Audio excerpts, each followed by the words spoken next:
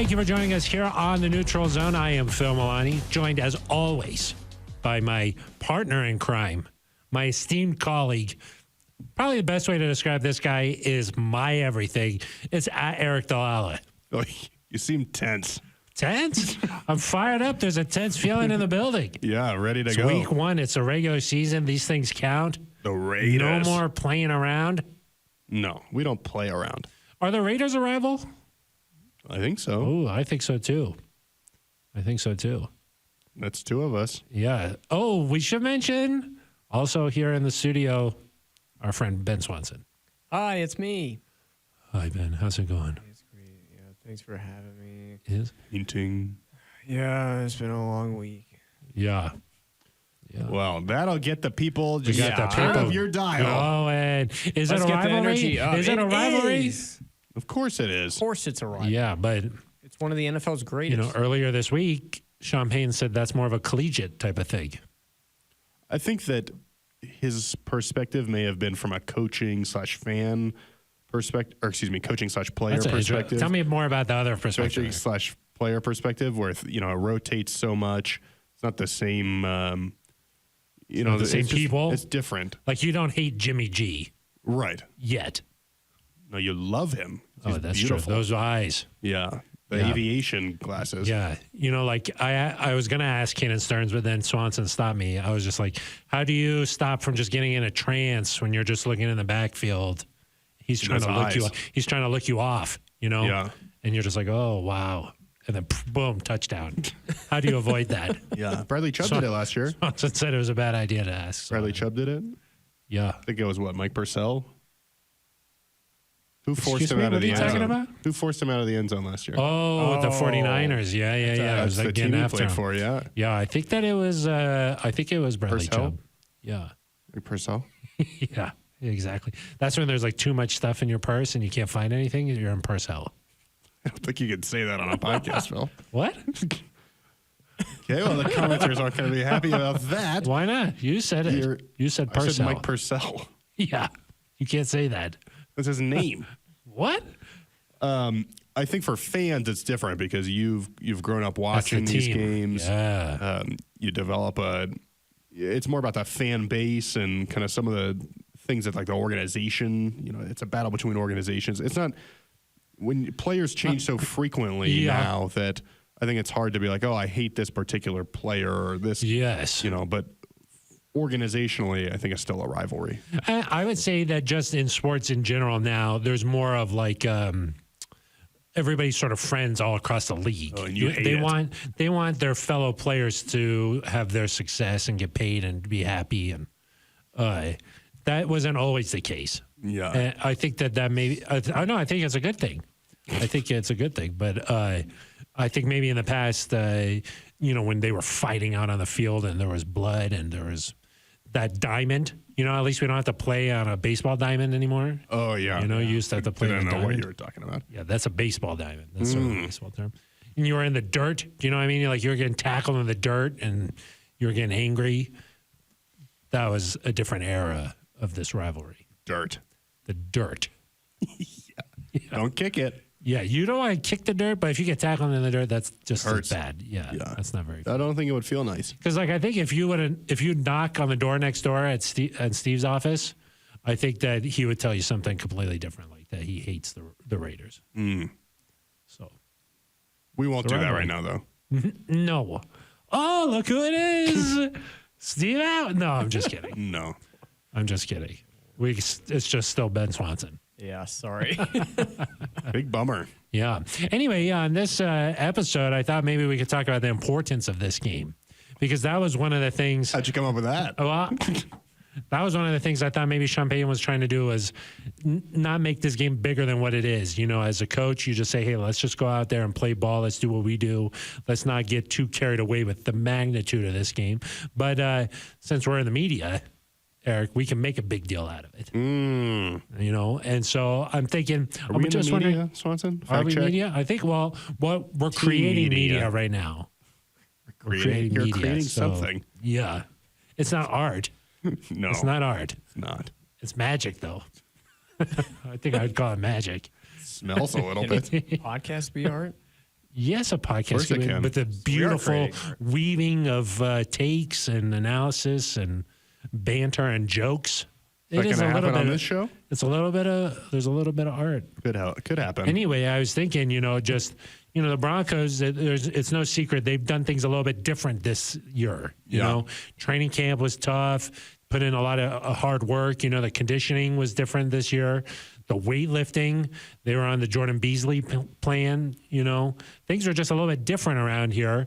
And I think that if you win right off the bat, you're like, yeah, things are different around here. All this hard work, you start buying in, you start believing.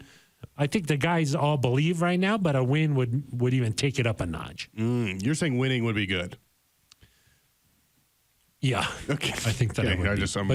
I'm trying to track. In particular, for where this team is in this situation, this moment in the universe, Yeah.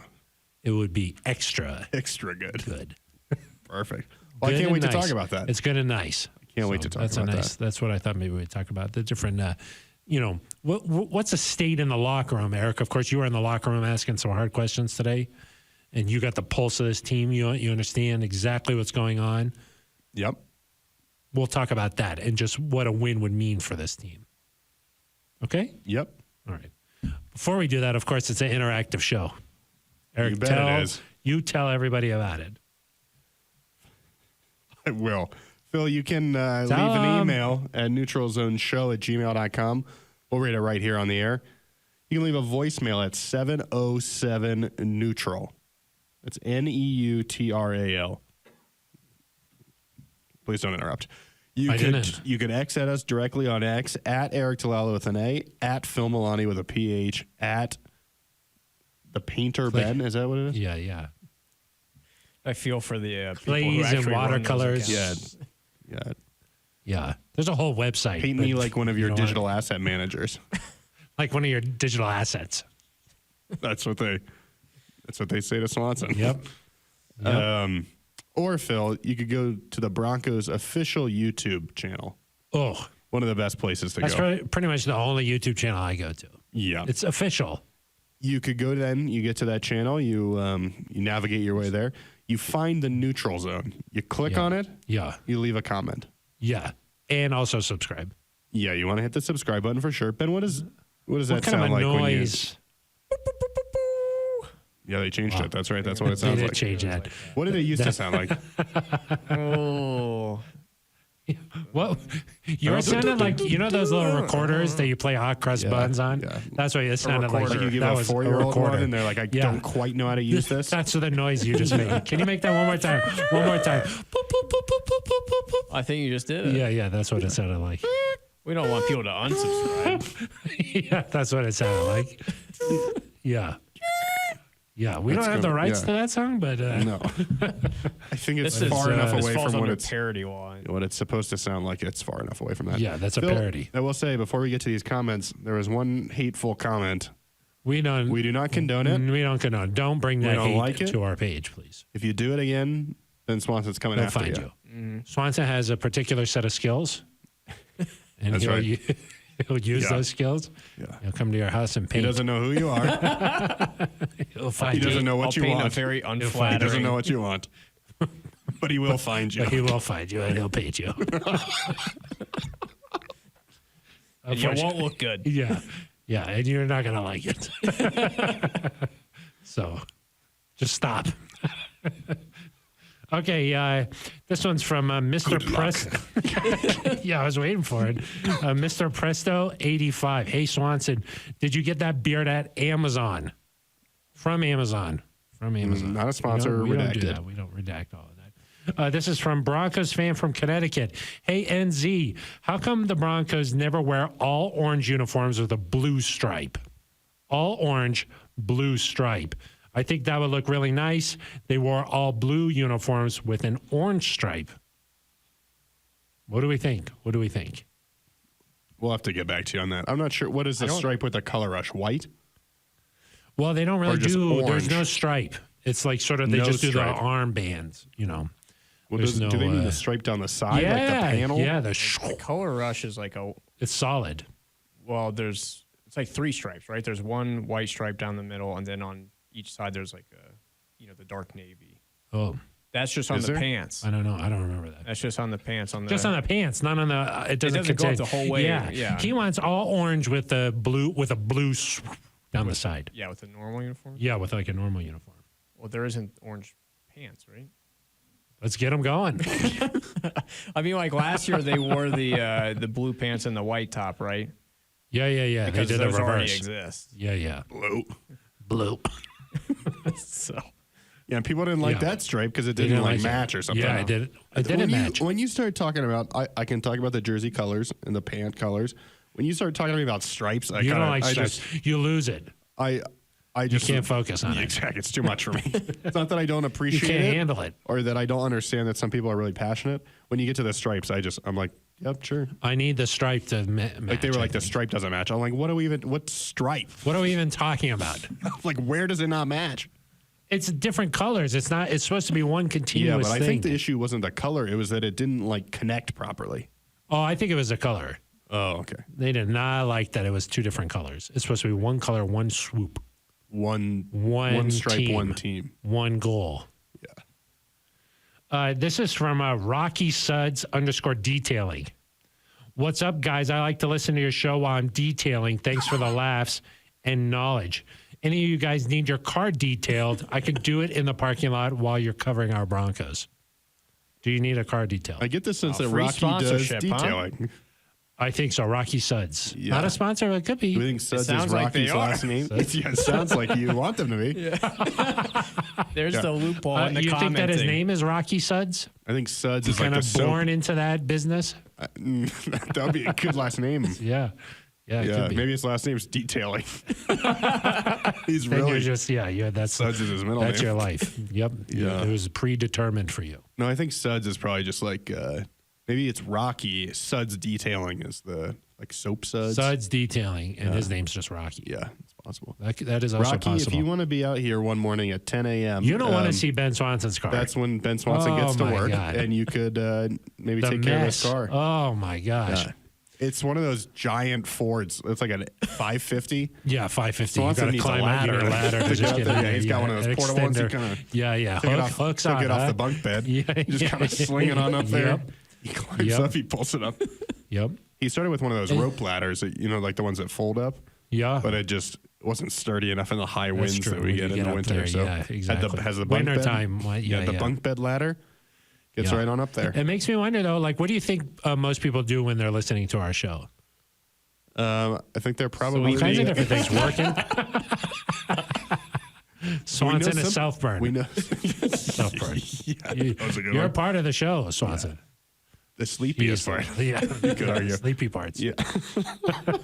Well, some people have said they lift weights to this podcast. Yeah. Because they get angry, of course. They're throwing up. They're throwing up Rage. PRs. Listen. Yeah. Yeah. I do think our show would be good detailing the car. Yeah. Sort of relaxing. You get foot locked in. Yeah, I kind of like it. All right. Thank you, Rocky. Appreciate that. This is from, M. Hederal, maybe. Feel like you guys would be a good hang. Feel like a couple of beers and scooters would be fun, or at least a good story. Then Tom Bosley followed up and said, would 100% drink beer with these three, especially Phil. He gives me weird older brother vibes, but that's a good thing, lol. Is that a good thing? What do you, there's a lot to break down there. A lot going on. First of all, older beers and beers? scooters. What do we think? I don't do the scooters. I think only Scooters once. are a little scary. The three of us have once had a beer, of course, being safe, and then rode scooters. And one of our interns back then nearly, Off. yeah, he fell off, flew into the street. Really, Destroyed his pants. yep, nearly destroyed his elbow. A little bit of crying. There were A tears. little bit of crying. So since then, Yeah. no beers and scooters. Too dangerous. Yep. But you see people Swanson, scooting of around course, all around town. When he's not in his Ford F550, he Scoots. scooters He scoots. everywhere. Yeah, big scooter. Yeah. Scooterer. Scoot around town. Never used one of them. Beep, beep. You gotta watch out. Those things can be a little dangerous Those while are- I'm they're driving. fast. A lot of times people that they just don't even stop. No. They just go right through traffic and boom. It's all over. Well, Dangerous. because I mean, Who are you going to believe? The guy in the car or the person in the scooter who got ran over? Yeah. Yeah. The car came out of nowhere. Yeah. I was scooting responsibly. Okay, so skirting responsibility? The next thing to break down here is the weird older brother vibes. Oh, yeah. Sorry. What do we think that's about?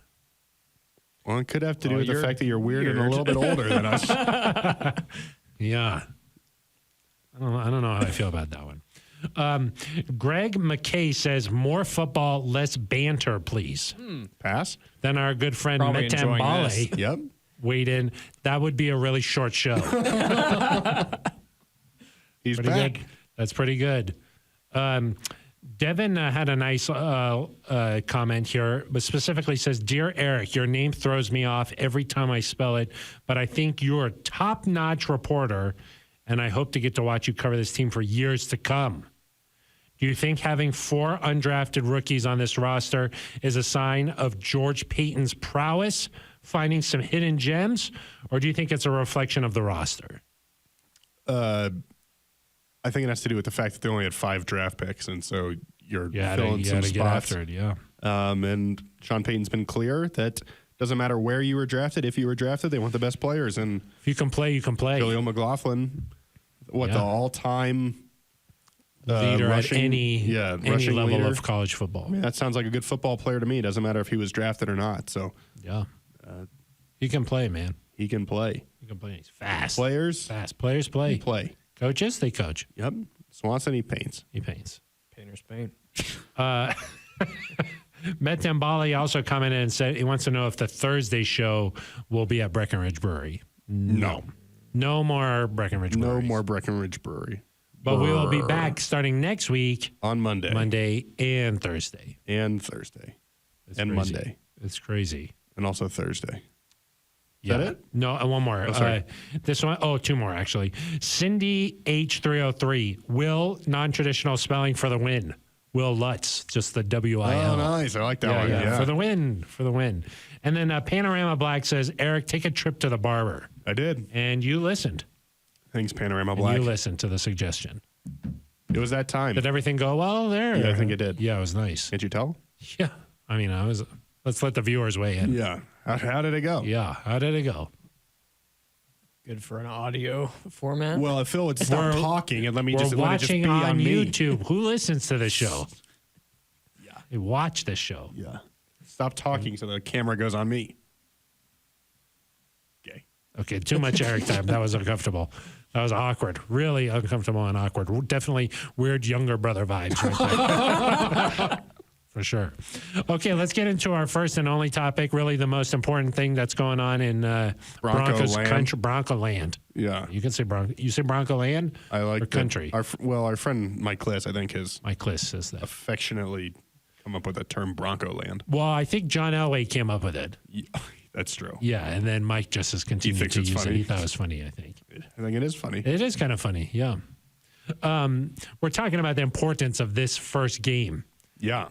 How much confidence can be built upon a win here, and just where the state of this team is. You know, I feel like there's a little bit of anxiety heading into a season every year. You don't know quite what to expect, right? That happens every year around the league where, you know, there'll be an upset. There'll be something that happens weird on week 1 where you're just like, that was sort of surprising. Yep. I agree with you. You say, That's weird. Weird. That's a weird result there. And so I'm just wondering for you, Eric, what do you think the importance is for this Broncos team and where things stand on what a win would do? Yeah, I'm torn here, Phil, actually, because I think on the one hand, there's a lot of guys on this football team that have not won football games before, not won consistently at the NFL level, guys that need to learn how to win, guys that I think need to be rewarded with winning that could really use I think it was in that I believe it was in that Seth Wickersham piece that detailed Sean Payton's kind of coaching career and kind of where he's at heading to Denver. And one of the things he said was that he's noticed when things go bad, it spirals a little bit, the snowballs a little bit, in that some players are kind of waiting for, okay, well, what's going to go wrong next? And certainly if you win a football game and you get off to a hot start here and things go well, maybe some of that starts to go away because it's not something that's going to disappear overnight. I think if you're a guy that's been here for 4, 5, 6, 7 years and you have seen the struggles that have gone on, it's going to take some time, right, to kind of, I don't want to say to get over that pain, but you've got to learn that things are going to happen a different way. And certainly when you see it immediately, instead of, say you lose, right? We don't want that to happen, obviously, but say you lose this week, you go into Washington feeling the pressure of this is a must-win football game. And so just starting off on the positive foot instead of immediately being against that wall, having your back against the wall of, hey, we've now got to win week 2 or else we're in big trouble. I mean, that things change quickly in the NFL, and I think it's the getting that win, getting off on the right foot, feeling positive about yourself, seeing is believing, but then also not having the alternative of, hey, before this has even started, we're already feeling pressure to get this thing going, or else the season could be in a bad place. Yeah. I mean, I just think that Sean Payton's even talked about it, how important it was in 2006 when he took over with the Saints. I believe that team got off to a 3-0 start, and he talked about the importance there of winning like that to start. And I think that that's true with where this Broncos team is. This training camp was drastically different than the training camp from last year.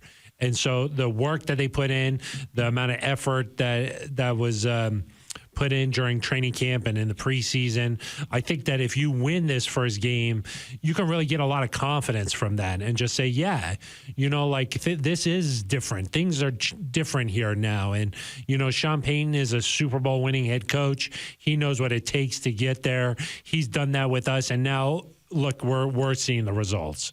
I think that it could just go a long way in the positive, I think, for this Broncos team. And I just think that confidence, it's an emotional sport, Eric. Yeah.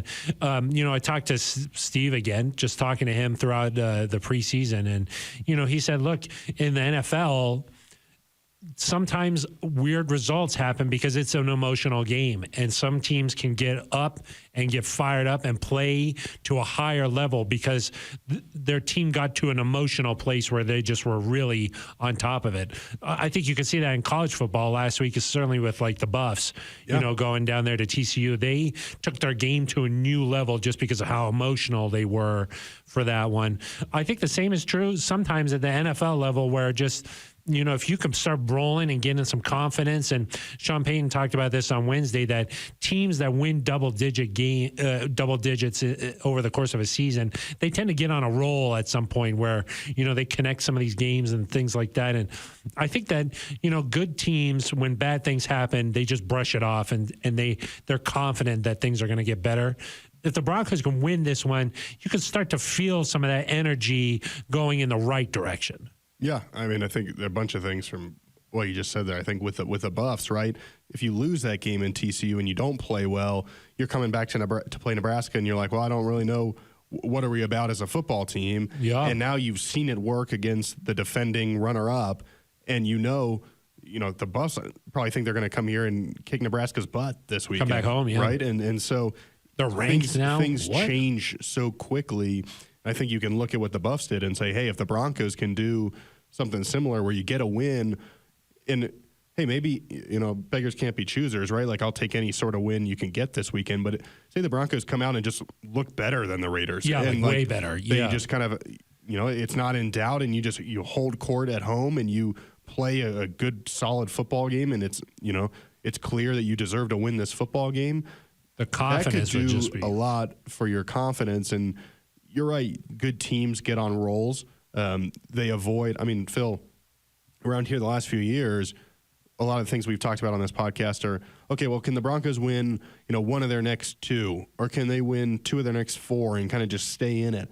Good teams, Phil, win 4 or 5. They just get rolling. Or they win 5 or 6. And, you look up and it's like, this team hasn't lost in a month and a half, or this team has lost once in 6 weeks. Yeah. And that's what really good football teams do. And so that's where, I said I was torn at the beginning. If Sean Payton believes this is a good football team and puts this team in position to be a good football team, then I think you could argue that no matter what happens this weekend, this team will be okay. Because I think Sean also talked on Wednesday about, hey, some of those New Orleans teams, really good football teams, they'd start 0-1 and lost to teams that weren't necessarily as good as them, but good teams find a way to respond and good teams recover from a tough loss. And so, you know, we'll have to see if it's a loss where maybe it's some sort of fluky thing. I have confidence in Sean Payton's ability to keep the team together, keep the belief. I mean, that's one of the. I mean, just good. Like he was asked, "Hey, you guys were good. You scored a lot of points to start the year. You guys were good at home." No, they were just good. Yeah, that's. And so that's part of it too, right? Is it like, hey, does starting 1-0? You see that stat a lot, right? Like teams that start 4-0.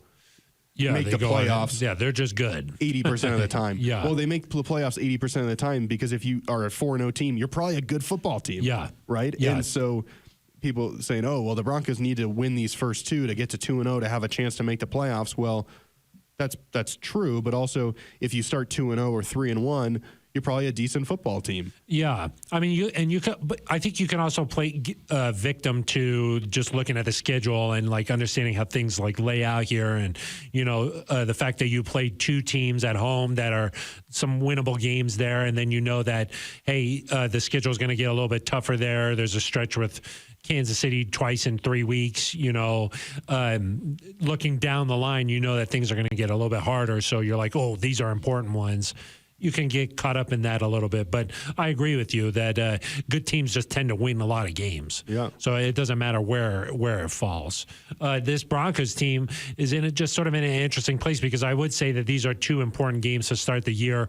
But at the same time, I would also say that it's going to take a little bit of time for Sean Payton to feel out all of this stuff, you know, with his team and what motivates them and what gets them going and what really works for these guys on the offensive side of the ball.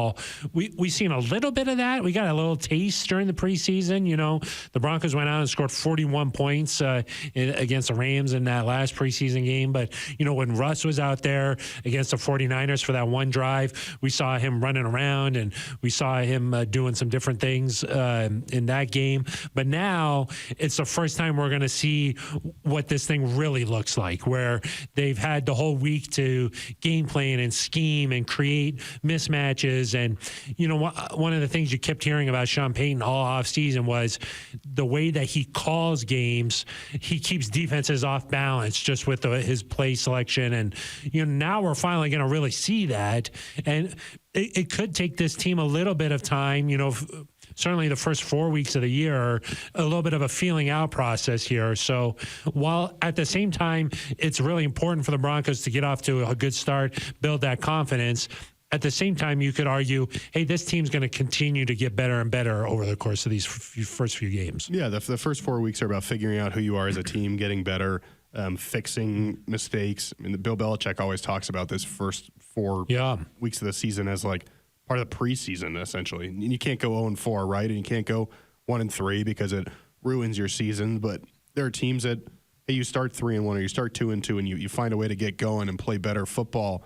Bill, I think you're right that we're about to see, you know, I would say 50-50, right? Like half of it was Sean Payton was brought here to change the culture and instill accountability and discipline and all those sorts of things. I think that's clearly happened. That's happened. And I think we've seen the dividends that has paid already. But then the other half of it is just we've heard so many people talk about his offensive brilliance and being one of the best play callers. I mean, when you get down in the red zone, when you talk about second half adjustments, when you talk about a good script, when you talk about finding advantages against an opposing defense, I mean, I think you're going to really see this play out in a good way for the Broncos. And I think Sean Payton's worst season in New Orleans was 7-9. Yeah. And obviously it happened a few years in a row. And I think in that Ricker Shamel article, he took responsibility for that in terms of the culture. Yeah, I said he lost shifting a little way. bit. But I see some of these predictions that the Broncos are going to win 3 games or 4 games this year. I just think that underestimates what Sean Payton brings to the sideline and what he's about. I don't think you're going to see this team lose 4 or 5 games in a row the way that has sometimes plagued this team over the last few years. And really it's about, you know, we talk about starting fast, but it is about keeping consistency and building, because the Broncos started 3-0 in, what was that, 2020? 2 years ago. 2021. 21, yeah. And it didn't matter, right? Because then they lost 4 games in a row. Yeah. And so I do think Sean Payton will keep this team in a spot where, hey, you win, keep them level-headed, keep them in a place where you got to keep getting better. And I don't think the motivation or the belief will waver with a loss, but obviously, you know, it's going to feel a lot better around here. The players are going to feel a lot better if you get a win. I just think, Phil, with the talent the Broncos have on this roster, because I think you look at the Raiders, you see a Crosby, Jacobs, Devontae Adams. I mean, you could argue each of those guys is top 3 at their position in the league.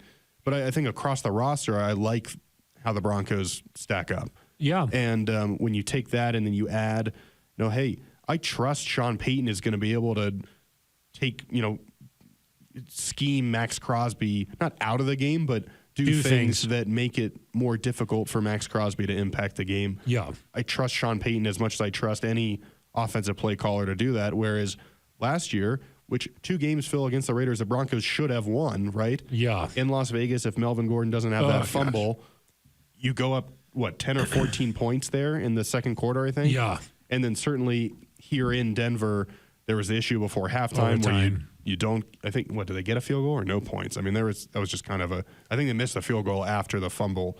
And I just remember they scored at the end, right? The Broncos scored at the end, and you thought it was over, but then the Raiders just marched down. But before halftime, the Broncos could have taken like a 10-point lead or something. I think Melvin had another fumble.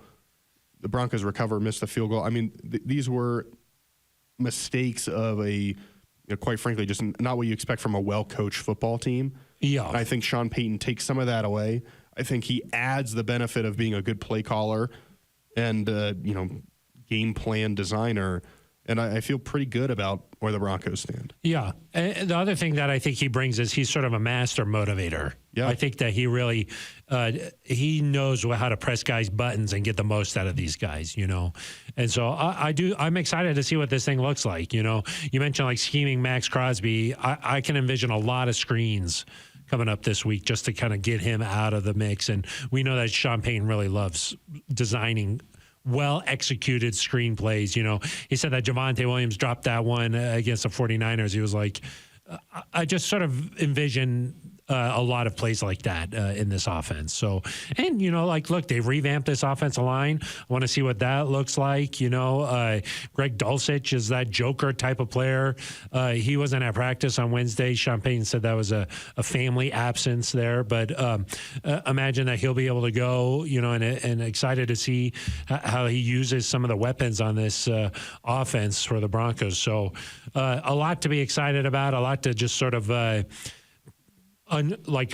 uncase here, you know, just to unveil. Next week, we'll have, you know, when we talk on Monday, Phil, we'll have infinitely more things to talk about because you'll be able to see, okay, well, Greg Dulcich did 15 snaps but had 4 targets, and like they used him in the red zone. Or, man, Cortland Sutton had 10 targets and they just went to him again and again. Or Javonte Williams and Samaje Perine, they went to those guys in the passing game all the time. Or this defense, hey, man, they look much better against the run. Those sorts of things, we just don't know what it looks like right now. Yeah. We'll have a much better idea on Monday about what that all looks like. Yeah.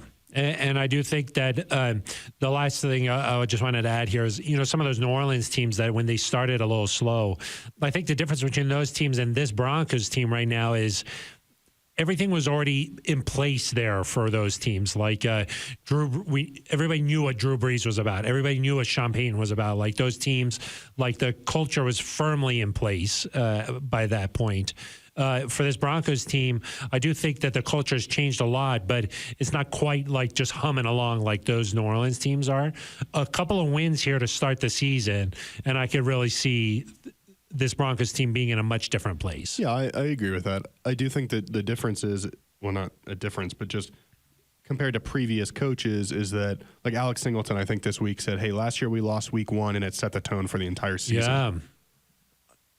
It felt to me like things were just kind of in a little bit of a fragile place last year. Mm-hmm. Like one thing went wrong, or like we look back at the Raiders loss or the Colts loss early in the year. The Broncos were only 2-2 or 2-3 respectively in those games. and yet it felt like Way different. the season was over after that Colts loss, right? Like everyone was like, "Gosh, what is happening here?" Yeah.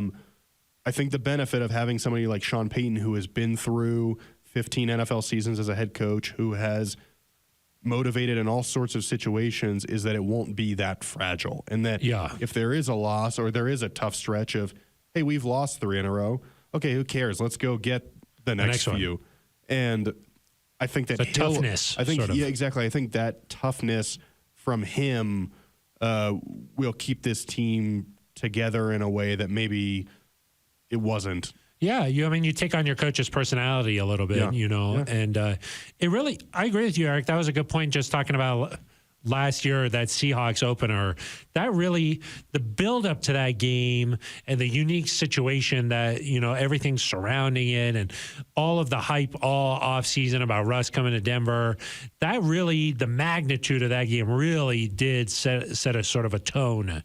It was just the next week later when they played the Texans that like fans were calling the play clock down, and everything really changed after that first game.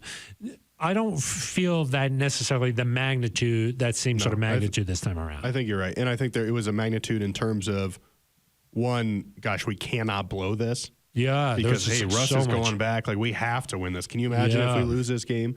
But then also, I don't think people thought, at least here, media-wise, I don't think we thought there was a chance they were going to lose that game. Yeah. Just because what you thought about where the Seahawks were going to be, what you thought about Russ and this offense. Yeah. I think everybody, and even after I watched that game last year, I walked away saying, if they play that game 10 times, the Broncos win 9 of them. Yeah, because the turnovers they had and stuff. Yeah.